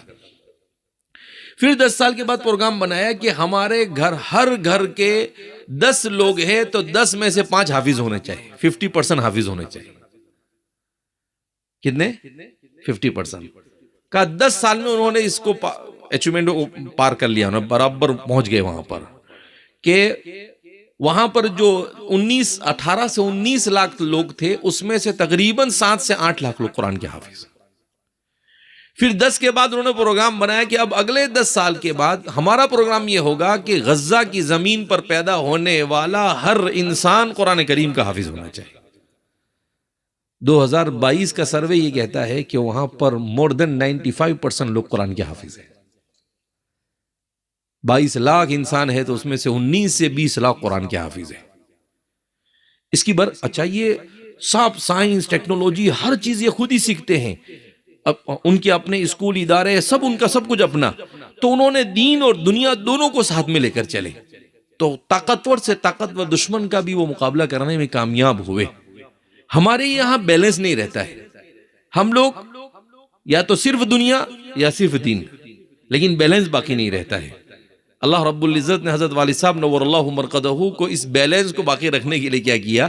کھڑا کیا کہ بھائی امت کو علماء کی بھی ضرورت ہے، علماء بھی پیدا ہو، اور امت کو ڈاکٹر کی، انجینئر کی ضرورت ہے، اور وہ مسلمان اسلامی فکر والا اور مضبوط ایمان والا ڈاکٹر پیدا ہو، اس کی بھی فکر کی۔ تو الحمدللہ جامعہ نے اب تک کے امت کو 3000 ڈاکٹر دیے۔ ابھی اس وقت الگ الگ جگہ پر جامعہ کی 6 میڈیکل کالج چلتی ہے، ہر سال تقریباً 450 بچے ڈاکٹر بن رہے ہیں جامعہ کی نگرانی میں۔ والد صاحب ہمارے کہتے تھے کہ میرا ایسا منشا ہے کہ میں امت کو ہر سال 1000 بچے ڈاکٹر بنا کر دوں، اور الحمدللہ ہم لوگ کوشش میں لگے ہوئے ہیں کہ اگلے 5 سال میں والد صاحب کے اس خواب کو شرمندہ تعبیر کرنا انشاءاللہ۔ وما ذلک علی اللہ بعزیز، اللہ پر کوئی چیز بھاری نہیں ہے۔ تو تعلیم جو ہے یہ ہماری ضرورت ہے۔ تو ماشاءاللہ کافی دنوں سے یہاں پر تحریک ہو رہی تھی، میں تو بچپن سے جانتا ہوں ہمارے 5 گامڑی کے لوگوں کو، میں نے حافظ ہوا تو حفظ کے بعد 91 یا 92 میں حفظ کیا، 1991-92 میں۔ تو سب سے پہلے تراویح پڑھانے کے لیے میں آیا تھا قلعہ پاڑی، تو وہاں پر ہمارے لال میاں چاچا تھے، لال میاں چاچا، وہ ہمارے یہاں کل کو ہمیں کنسٹرکشن کا کام کرتے تھے۔ تو ہفتے میں 2 مرتبہ ہم کو کیا کرے، وہ گاڑی میں بٹھاوے اور ادھر یہ 5 گامڑی میں لے کر آئے۔ ایک دن نانا پورا لے جاوے، ایک دن بابل کھڑک لے جاوے، ایک دن گوئما لے جاوے، ایک دن ڈیلی لے جاوے، تو ایسے ہر جگہ پر کیا کرتے تھے، وہ لے جاتے تھے۔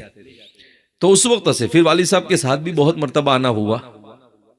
پھر ماشاءاللہ پچھلے 2 سال سے ہمارا آپ کے یہاں کے علاقے کے ساتھی لوگ آتے ہیں کہ بھئی ماشاءاللہ یہ ہمارے 5 گامڑی ہے، اس کے علاوہ بھی 8-10 گاؤں ایسے ہیں جہاں پر بھی ماشاءاللہ مسلمانوں کی کافی تعداد ہے، مگر ہمارے یہاں کوئی ایسا اسکول نہیں ہے جہاں پر ہم اپنے بچوں کو اپنے ایمان کے تحفظ کے ساتھ تعلیم دے سکیں۔ میں نے کہا بہت اچھی بات ہے، اس کو شروع کریں۔ تو پہلے ایک زمین کی بات آئی، وہاں کچھ نہیں بنا، دوسری ماشاءاللہ ہمت کی، اور ماشاءاللہ اللہ کے فضل سے زمین خرید لی گئی ہے، اور زمین کو خریدنے کے بعد اب اس کے اوپر کام شروع کرنے کا ارادہ ہے۔ تو اسی مناسبت سے یہاں پر ہم لوگ یہاں پر جمع ہوئے ہیں کہ یہ امت کی ضرورت ہے۔ اس سے ہمارے والد صاحب کے انتقال سے تقریباً 8-10 مہینے پہلے پالنپور کے علاقے کے کچھ لوگ آئے اور کہا کہ حضرت ہمارے یہاں پر ایک ہی حاجی صاحب نے 52 ایکڑ زمین وقف کی۔ کتنی؟ 52 ایکڑ زمین۔ کہا ہم نے اس کے اوپر اسکول، یونیورسٹی سب کام شروع کیا، لیکن لوگ پیسے نہیں دیتے، بھروسہ ہی نہیں بیٹھتا ہے لوگوں۔ تو والد صاحب سخت بیمار چل رہے تھے، تو والد صاحب نے کہا کہ میں تو بیمار ہوں، میں نہیں آ سکتا ہوں، لیکن حذیفہ کو بلاتا ہوں، اس کے سامنے آپ بات رکھو۔ تو پھر مجھے کہا کہ ان کی بات سنو آپ۔ میں نے ان کی بات سنی، تو پھر چیلیا لوگوں کو تو ہم سب جانتے ہی ہیں، ہوٹل والے لوگ۔ تو میں نے کہا کہ آپ کے پاس کوئی سروے ہے آپ کا؟ تو انہوں نے کہا ہمارا سروے ہے کہ ہم 50-60 کلومیٹر کے اندر میں 156 دیہات میں چیلیا برادری، مومن برادری کہتے ہیں، ہم لوگ چیلیا کہتے ہیں، چو زیادہ بولتے ہیں اس لیے ان کو چیلیا کہتے ہیں، چو جاؤ سو، تو اس طریقے سے وہ بولتے ہیں، اس وجہ سے ان کو چیلیا کہتے ہیں، ورنہ ان کی جو اٹک ہے وہ ان کی برادری، اس کو مومن برادری کہتے ہیں۔ مومن تھا، وہ کثرت استعمال سے مومن ہو گیا ہوگا، تو مومن برادری۔ تو وہ کہا کہ انہوں نے کہا کہ 156 دیہات میں نے کہا کتنی پاپولیشن ان کی، کتنی تعداد ہے؟ تو انہوں نے بتایا کہ مولانا تقریباً 5,70,000 سے 6 لاکھ جتنی آبادی ہے۔ میں نے کہا ٹھیک ہے، اب آپ ایک کام کریں، جو 156 دیہات ہے، 156 دیہات سے ہر دیہات میں سے 5 سے 7 ذمہ دار آدمی کو بلاؤ، بہت بڑا پروگرام نہیں کرنا ہے، اور جہاں پر آپ کا کام چل رہا ہے وہاں پر بلاؤ۔ کہ مور صاحب کوئی آتا نہیں، میں نے بولا بھائی تم بلاؤ تو صحیح۔ تو بہرحال مصطفیٰ بھائی ہمارے بالکل کچھ پڑھا لکھے جانتے نہیں ہیں، لیکن ایسی فکر لے کر کھڑے ہوئے بیچارے. تو جمع کیا انہوں نے. میں گیا وہاں پر، والد صاحب کو انہوں نے کہا کہ میں مولانا نے کہا کہ اس کے پاس سے تاریخ لے کے جاؤ، تاریخ ملے گی نہیں. یہ اب یہاں سے آپ چلے جائیں گے نا تو یہ بھی بیزی ہو جائے گا اور جلدی پھر فون پہ پکڑاتا نہیں، بولے یہ مشغول رہتا ہے. کہا ان کو تاریخ دو. تو پھر میں نے چیک کیا، میں نے کہا فلاں فلاں تاریخ کو میں احمد آباد آنے والا ہوں، تو احمد آباد سے آپ کا کتنا ہے؟ انہوں نے کہا احمد آباد سے زیادہ دور نہیں ہے.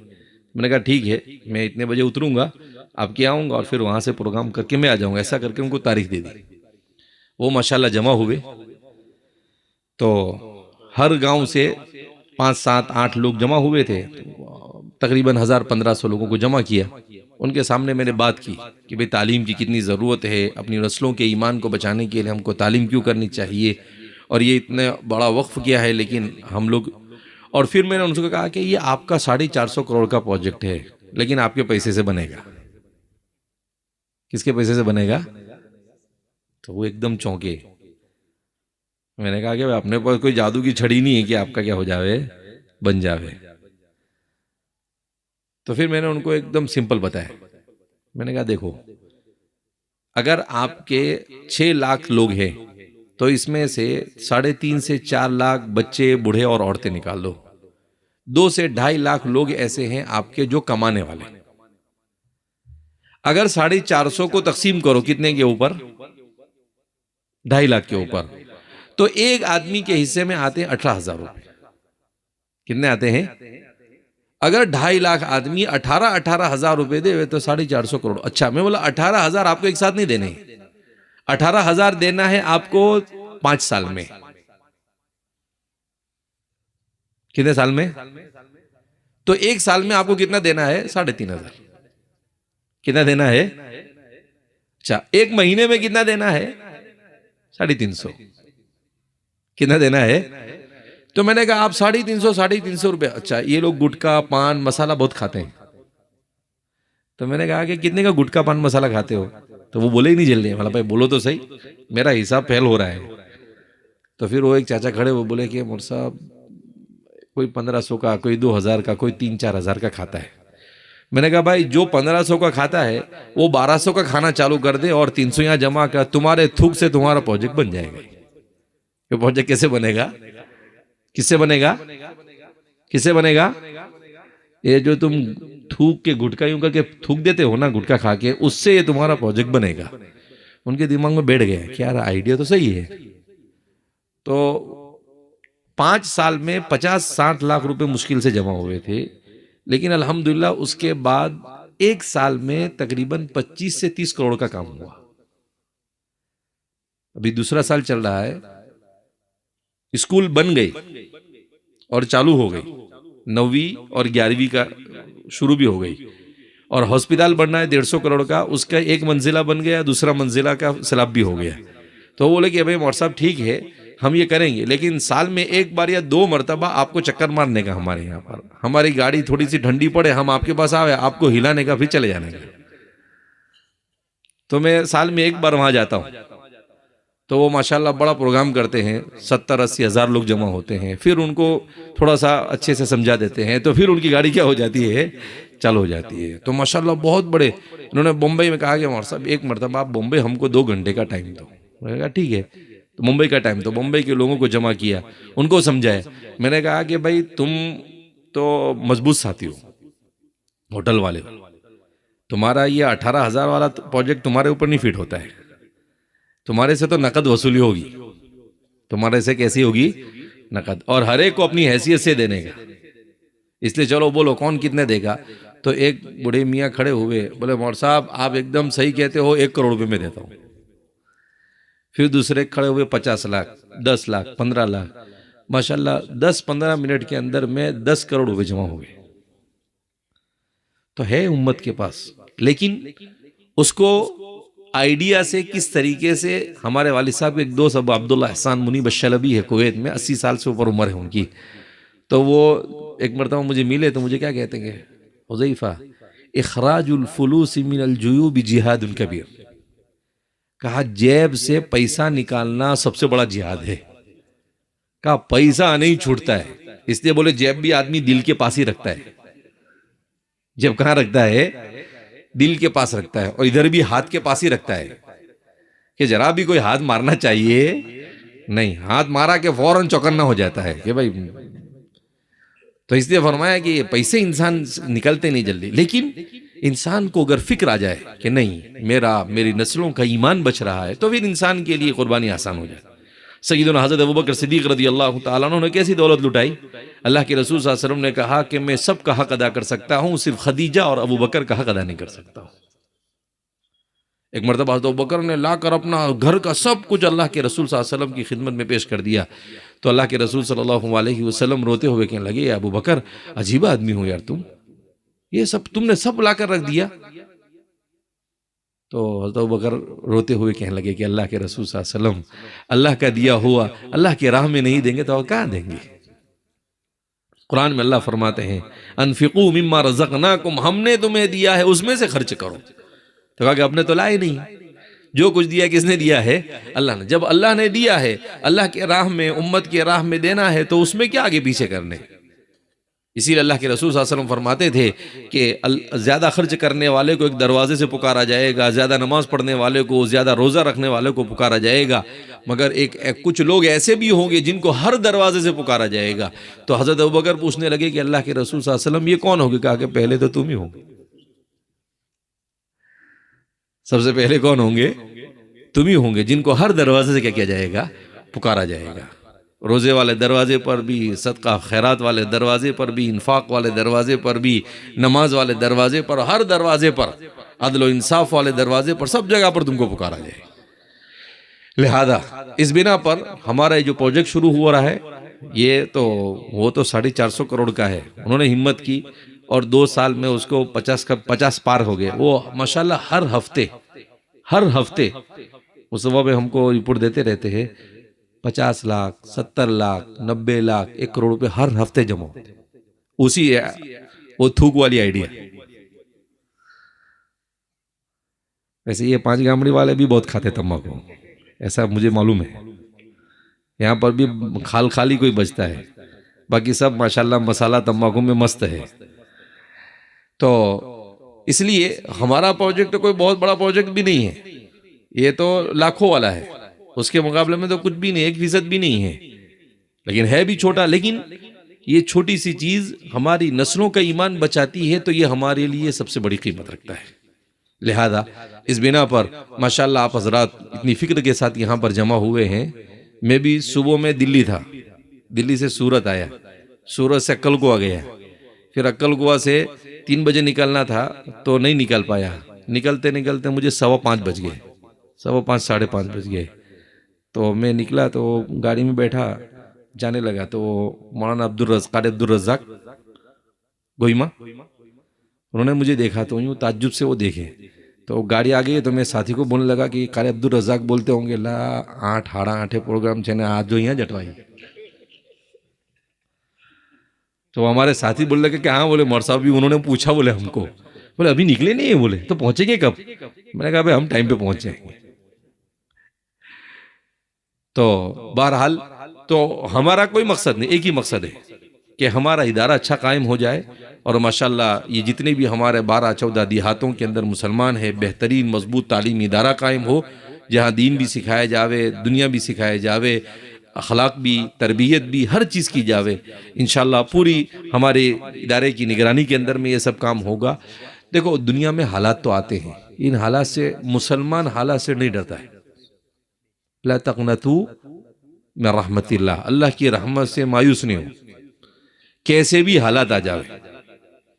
غزہ والوں کے سارے گھر گرا دے، گھبرائے کوئی گھبرایا نہیں. اپنے ساتھ تو کچھ بھی نہیں ہوا ہے، ابھی ہمارے ساتھ تو یہ کچھ بھی نہیں ہے. لہذا اس بنا پر گھبرانے کی ضرورت نہیں ہے. حدیث پاک میں اللہ کے رسول صلی اللہ علیہ وسلم کا ارشاد ہے، حدیث قدسی ہے، بڑی عجیب حدیث ہے، ہر ایک کو اس زمانے میں جاننا چاہیے. اللہ کے رسول صلی اللہ علیہ وسلم کیا فرماتے ہیں کہ اللہ نے فرمایا، کیا فرمایا؟ من لم یرض بقضائی، جو میرے فیصلے پر راضی نہ ہو، ولم یصبر علی بلائی، اور میری طرف سے بھیجی جانے والی مصیبت پر صبر نہ کرے، وَلَمْ يَشْكُرْ عَلَى نِعَمَائِ اور میری نعمت پر شکر نہ کرے، وَلَمْ يَقْنَعْ عَلَى عَطَائِ اور میں جو کچھ دوں اس پر قناعت نہ کرے، فَلْيَطْلُبْ رَبًّا سِوَائِ تو اسے چاہیے کہ میرے علاوہ کسی اور کو رب تلاش کر لے۔ اللہ کے علاوہ کون رب ہے جس کو ہم تلاش کریں؟ لہذا اس بنا پر کیسے بھی حالات آئے انسان کو گھبرانے کی ضرورت نہیں، انسان ایمان کے ساتھ مضبوطی کے ساتھ کھڑے رہے، ختم ہو گئی بات۔ اللہ ان حالات سے نکلنے کی راہیں کیا کر دیتا ہے؟ نکال دیتا ہے۔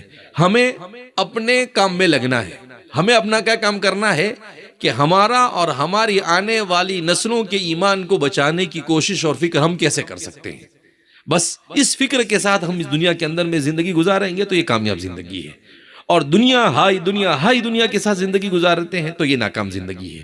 اس زندگی سے کچھ حاصل ہونے والا نہیں ہے، نہ خدا ہی ملا، نہ وصال صنم، نہ ادھر کے رہے نہ ادھر کے رہے، بیچ میں لٹک کے رہ گئے، ایسا حال ہوتا ہے انسان کا۔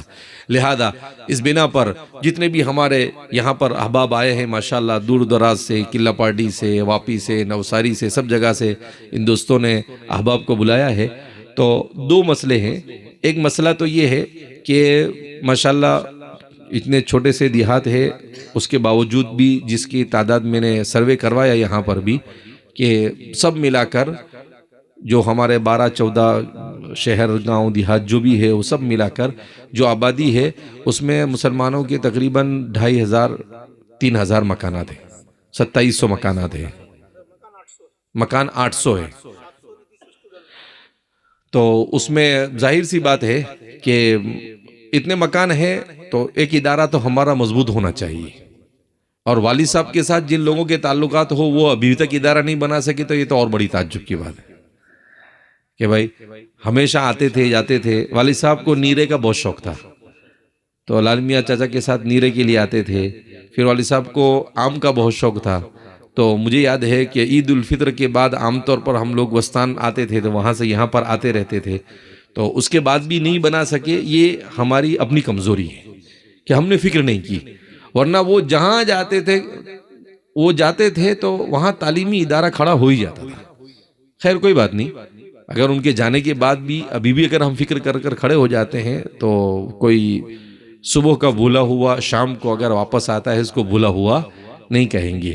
لہذا اس بنا پر ایک تو یہ ہے کہ ہمیں اپنی جو زمین لی ہے، جس زمین پر اینے کرنا، یہ کرنا، وہ کرنا، سب کرنا، یہ سب ملا کر 45 لاکھ کی زمین ہے، اور 7 لاکھ روپے کا اینے اور دوسرے سارے خرچے ہوئے، ایسے 52 لاکھ روپے، جس میں سے 22 لاکھ روپے تقریباً علاقے سے جمع ہوئے ہیں، اور 30 لاکھ روپے ابھی قرض کے طور پر لوگوں کے پاس سے لے کر دیے گئے ہیں۔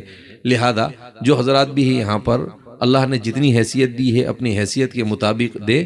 تو قرآن میں اللہ فرماتے ہیں مثل الذین ينفقون اموالهم فی سبیل اللہ کمثل، اللہ کو بھی معلوم، اب عبداللہ کہتے ہیں نا وہ کہ یہ مال نہیں چھوڑتا ہے، تو اللہ نے بھی کیسی مثال دی، کہا ایک اللہ کے راستے میں دو گا نا، وہ ایسے ہے جیسے ایک گیہوں کا دانہ زمین میں ڈالو، تو ایک ڈالتے ہیں، ایک پودا اگتا ہے، اس میں کتنی بالیاں نکلتی ہے؟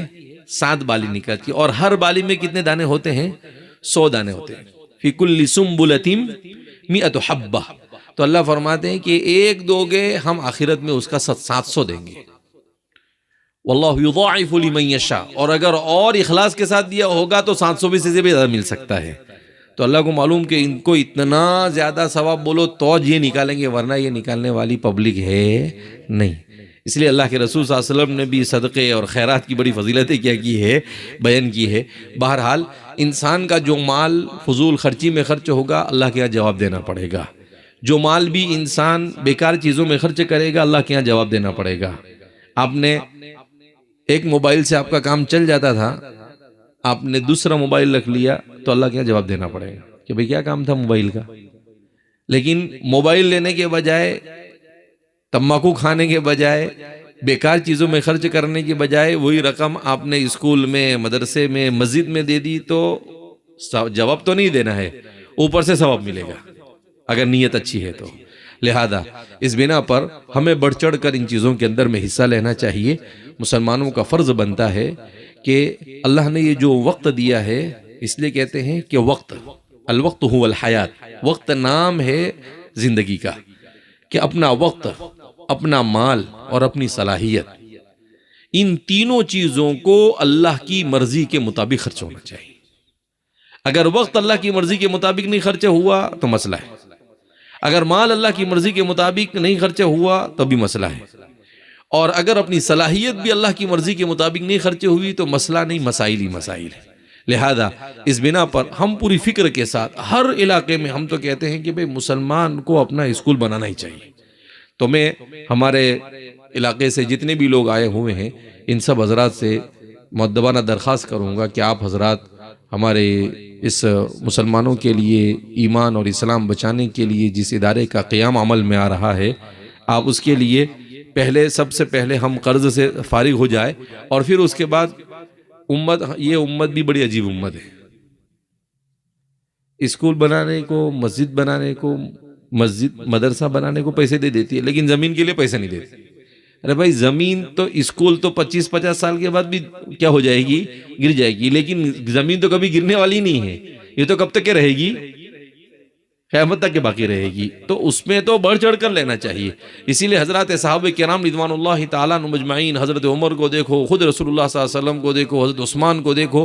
حضرت عثمان کے وقف کی ہوئی جائیداد آج بھی مدینہ کے اندر میں موجود ہے، اور اسے بڑی بڑی ہوٹلیں بنی ہوئی ہے، اور ان کے اوقاف سے جو مال آتا ہے آج بھی اللہ کے راستے میں اسے کیا کیا جاتا ہے، خرچ کیا جاتا ہے. آج بھی وقف عثمان، میں خود دیکھنے کے لیے گیا تھا مدینہ منورہ میں، مسجد نبوی سے تھوڑے سے فاصلے کے اوپر ایک بہت بڑی ہوٹل بنی ہوئی ہے.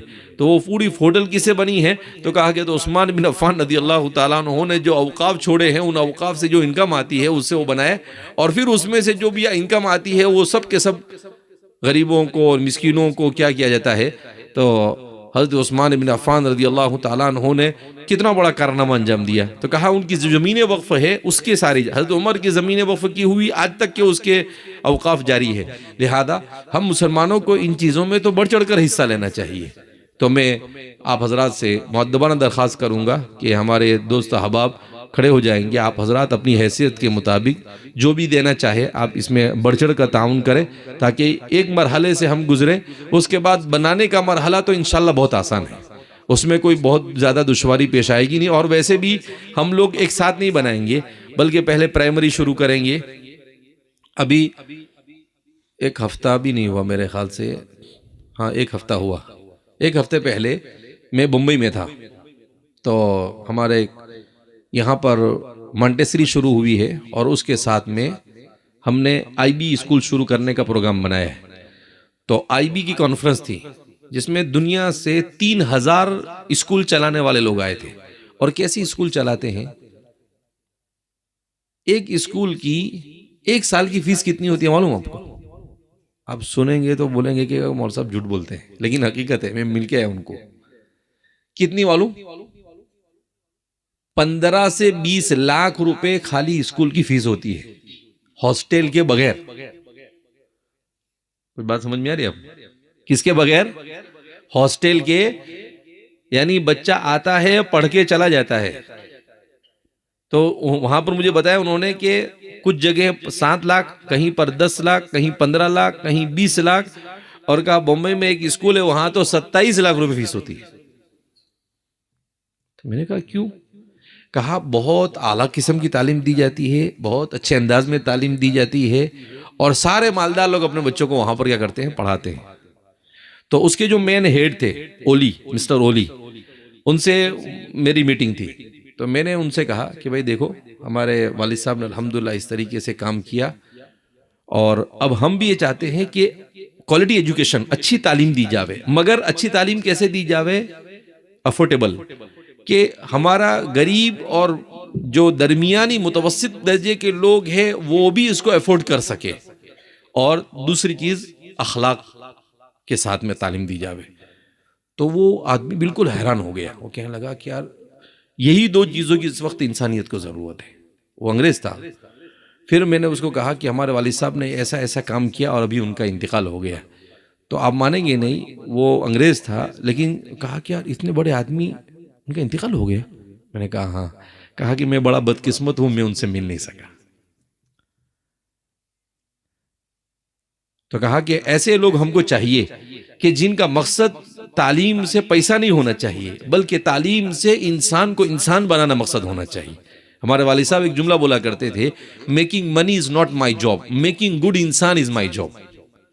اب اس کو گڈ انسان بولے تو نہیں سمجھ میں آتا, اس کو میں نے کہا کہ making good human is my job.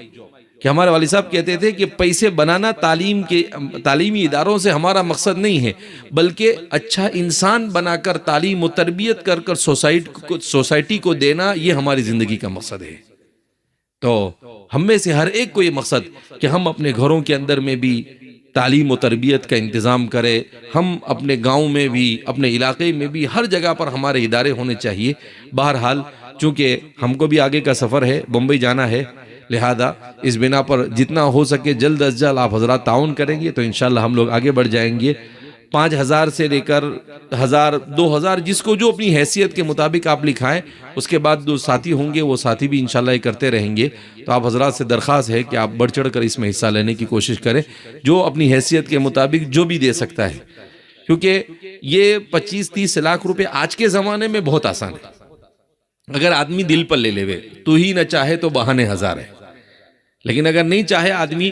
ہمارے والد صاحب کے پاس جب میں نے کارگزاری بیان کی تو ہمارے والد صاحب مجھے کیا کہنے لگے, کہلا بھائی تو کھڑو کرنے آئے وہ کیا ابا کہ چیلیا لوگوں تا گجا ماٹی تو پہیا نکڑے نہیں گے. میں ان کو بھی بولتا ہوں تو وہ بھی بہت ہنستے ہیں, بولے کہ چیلیا لوگوں نے اتنے پیسے نکال دے, اس کا مطلب یہ تو کرامت ہوگی. بولے یہ تو پیسے نہیں نکالے بولے.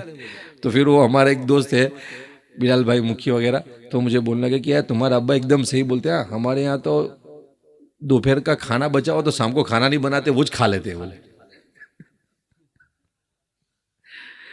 تو لیکن بہرحال ان کو فکر ہوئی, میں نے ان کو بتایا کہ دیکھو ہمارے والد صاحب نے اس پورے سسٹم کو کیسے شروع کیا. اللہ نے شروع کروایا ان کے پاس. وہ کیسے شروع کروایا کہ بمبئی میں حضرت قاری صدیق صاحب باندھوی رحمۃ اللہ علیہ کے ساتھ گئے, تو وہاں پر بمبئی میں ایک آدمی نے آ کر حضرت سے کہا کہ ہماری بچی کیا ہو گئی, مرتد ہو گئی 1989 میں. تو کہا حضرت نے کہ کیسے مرتد ہو گئی, کیا کر رہے تھے آپ؟ پہلے غصہ ہو گئے ان کے اوپر. پھر اس کے بعد ان کو پوچھا کہ بھئی کیا ہوا, کیا قصہ بنا؟ تو اس نے کہا کہ میں نے اپنی بچی کو ہائر ایجوکیشن کے لیے کالج میں ڈالا, وہاں پر سب غیروں کا ماحول تھا, اس میں وہ عشق بازی میں مبتلا ہو گئی, اور وہ کسی سکھ کے ساتھ کیا ہو گئی, چلی گئی, اور ایمان کو چھوڑ دیا. تو حضرت نے رو دیا, قاضی صدیق صاحب باندھوی رحمۃ اللہ, اور والد صاحب کو بلایا, کہا مولوی غلام, کہا ایک کام کرو, تمہارے مدرسے میں کالج شروع کرو. بالکل صوفی آدمی تھے حضرت قاری صاحب, اس علاقے میں بھی آئے, ہم بھی ان کے ساتھ میں آئے. تو کہا کہ دیکھو مولوی غلام, تو ابا نے کیا کہا کہ حضرت یہ مولوی اور مفتی اپنے کو ایسے کافر کے فتوے دے دے گا, آسان کام نہیں ہے. تو حضرت نے کہا کہ دیکھو اپنی نسلوں کا ایمان بچانا یہ ہماری زندگی کا مقصد ہونا چاہیے. مجھے ایسا سمجھ میں آتا ہے کہ ہمارے اپنے ادارے ہوں گے تو ہمارے بچوں کا ایمان بچ سکتا ہے, ورنہ ایمان بچے گا نہیں ان کا. اس لیے کل قیامت کے دن ہم اللہ کے سامنے یہ بول سکتے ہیں کہ بھئی ہم نے ہم سے جتنا ہو سکا اتنا کیا. کہا ٹھیک ہے حضرت آپ کا حکم ہو. پھر الحمدللہ شروع ہوا, جامعہ میں پہلے ITI شروع ہوئی 92-93 میں, اس کے بعد BUMS کالج شروع ہوا, اس کے بعد ڈپلومہ انجینئرنگ کالج شروع ہوا, اس کے بعد بیچلر آف انجینئرنگ کالج شروع ہوا, اس کے بعد D.Ed کالج شروع ہوا, اس کے بعد B.Ed کالج شروع ہوا, اس کے بعد D pharmacy, B pharmacy, M pharmacy, اس کے بعد MBBS کالج شروع ہوا, اس کے بعد LLB کالج شروع ہوا. تو پھر اس کے بعد لائن لگتی گئی. اس کے بعد کچھ سالوں کے بعد وہی ایک مول صاحب نے ابا کے خلاف کتاب لکھی کہ یہ پوری امت کو بگاڑا ہے یہ مولوی. تو حضرت قاری صدیق صاحب کو ابا نے کہا کہ دیکھو حضرت یہ آئے نا مولوی یہاں باشد کے چپ نشوت, کہا دیکھو حضرت چالو ہو گیا فتویٰ. تو حضرت نے اس کو لیا میرے سامنے, کہ کسی سے سنا بھی نہیں, میری بھی اس وقت 15 سال کی عمر تھی, کیونکہ کہ اس کو پھاڑ دیا اور کہا کہ مولوی غلام یہ اللہ کے ہاں آپ کا کام مقبول ہو گیا, اس کی علامت ہے. کہا جس درخت کے اوپر پھل لگتا ہے نا اسی پہ پتھر مارا جاتا ہے, کہا اس کو اٹھا کے کچرے کے ڈبے میں پھینک دو. کہا یہ مولوی کو 20 سال کے بعد سمجھ میں آئے گا کہ یہ عصری تعلیم دینی ماحول میں امت کی سب سے بڑی ضرورت ہے, اور بالکل ویسا ہی ہوا. لہذا اس بنا پر یہ سیریس, میں تو ایسا کہتا ہوں کہ اس وقت ہم کس میں ہیں, ایمرجنسی میں. کون سے وارڈ میں ہیں, ایمرجنسی. اگر ابھی بھی اگر ہم اپنی فکر نہیں کرتے ہیں تو ظاہر سی بات ہے ہم سے بڑا بیوقوف کوئی ہو سکتا نہیں. اس لیے جو بھی ہمارے تعلیمی ادارے ہو ہم ان اپنے تعلیمی اداروں کو مضبوط کرنے کی کیا کریں، کوشش کریں. اللہ رب العزت ہم سب کو توفیق مرحمت فرمائے. بہرحال کافی وقت بھی ہو رہا ہے، اس لیے میں آپ حضرات سے گزارش کرتا ہوں کہ جو بھی اپنی حیثیت کے مطابق آپ حضرات تعاون کر سکتے ہیں تعاون کے لیے شروع کرے. من سن سنتا حسنتا فلہ اجرہ واجر من عمل بہ، جو شروع کرے گا اس کو بعد میں والوں کا بھی سب کا اجر ملے گا. اللہم صلی علی سیدنا و نبینا و شفیعنا و سندنا و مولانا محمد وبارک وسلم. ربنا اغفر لنا ذنوبنا واسرافنا في امرنا وثبت اقدامنا وانصرنا على القوم الكافرين. اللهم انك عفو كريم ملك تحب العفو فاعف عنا يا كريم. اللهم آت نفوسنا تقواها وزكها انت خير من زكاها انت وليها ومولاها. اللهم علمنا بما ينفعنا وانفعنا بما علمتنا وارزقنا علما نافعا. اللهم إنا نسألك علما نافعا ورزقا حلالا واسعا طيبا وعملا متقبلا وشفاء من كل داء. اللهم إنا نعوذ بك من الفتن ما ظهر منها وما بطن. اللهم ربنا هب لنا من أزواجنا وذرياتنا قرة أعين واجعلنا للمتقين إماما. ربنا هب لنا من أزواجنا وذرياتنا قرة أعين واجعلنا للمتقين إماما. رب هب لي من لدنك ذرية طيبة إنك سميع الدعاء. رب اجعلنی مقیم الصلاة ومن ذریتی ربنا وتقبل دعا. اے اللہ ہمارے گناہوں کو معاف فرما، ہماری خطاؤں کو معاف فرما، ہماری لغزشوں کو درگزر فرما. اے مولا کریم دنیا میں جہاں کہیں مسلمان پریشان حال ان کی پریشانیوں کو دور فرما. اے اللہ ہم جس مقصد سے یہاں پر جمع ہوئے اس مقصد میں کامیابی عطا فرما. اے اللہ ہماری اس علاقے کے مسلمانوں کے لیے اپنی نسلوں کے ایمان اور اسلام کی حفاظت کے لیے جس ادارے کی جس تعلیمی ادارے کے لیے ہم نے یہاں پر قصد کیا ہے، کوشش کی ہے، اللہ اس میں کامیابی عطا فرما. اہل خیر کے قلوب کو متوجہ فرما. اے مولا کریم ہم سب کی کفر سے، شرک سے، بدعات سے، خرافات سے، کبائر سے، صغائر سے مکمل حفاظت فرما. اے اللہ موت تک ہمیں ایمان اور اسلام پر استقامت نصیب فرما. اے مولا کریم ہر قسم کی گمراہی سے ہماری حفاظت فرما. اے پروردگار عالم ہندوستان کے مسلمانوں کی جان مال عزت آبرو کی حفاظت فرما. اے مولا کریم ہمارے مدارس کی، مساجد کی، مکاتب کی، خانقاہوں کی، دعوت و تبلیغ کی، ہمارے تعلیمی اداروں کی اللہ سب کی حفاظت فرما. اے مولا کریم سب کی ضرورتوں کو اپنے خزانے غیب سے پورا ہونے کی شکل پیدا فرما. اے مولا کریم امت کو ہر حال میں اپنے باولاد کی ایمانی اور اسلامی تربیت کی طرف متوجہ ہونے کی توفیق مرحمت فرما. اے ذوالجلال والاکرام جن دوستوں نے یہ بیڑا اٹھایا ہے اے اللہ اسے عافیت کے ساتھ پائے تکمیل تک پہنچنے کی شکل پیدا فرما. تمام رکاوٹوں کو دور فرما.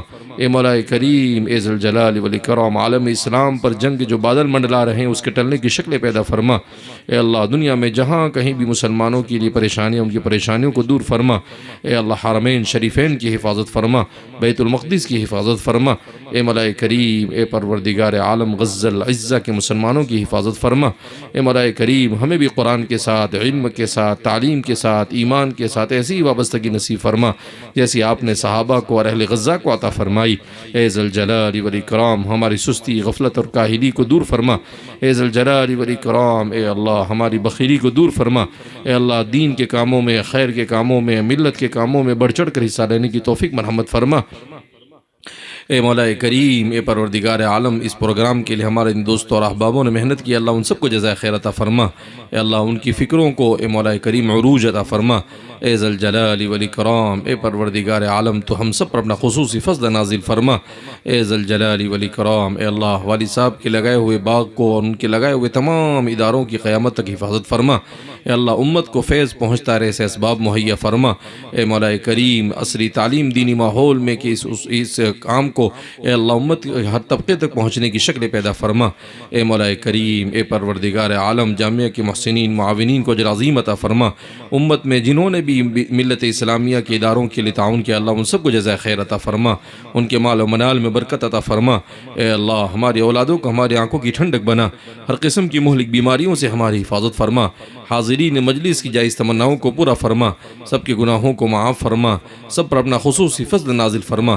تیری رضا والے راستے پر چلنے کی توفیق مرحمت فرما. تیری ناراضگی والے راستے سے ہماری حفاظت فرما.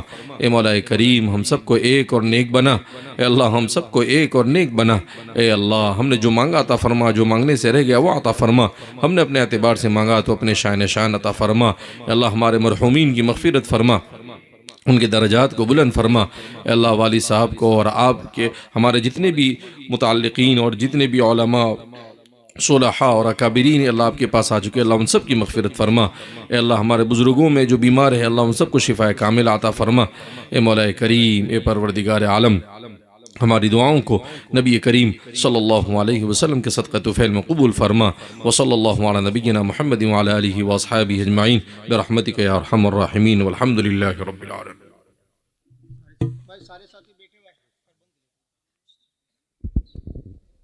سارے ساتھی